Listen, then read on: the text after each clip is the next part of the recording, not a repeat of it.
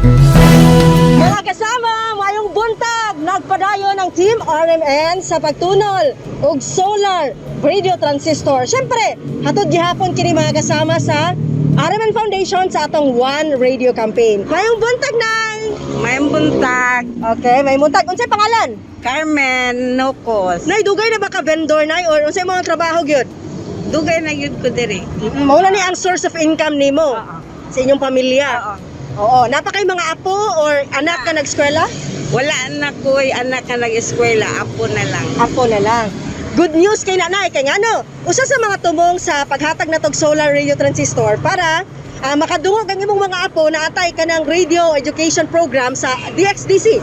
Madungog na to na matag Domingo. Gawas sa makadungog kag mga dugang balita, no, mga latest balita gikan sa DXDC. Dawata ang hatod kanimo sa RMN Foundation sa atong One Radio Campaign atong solar radio transistor. Ayan. Daghang salamat.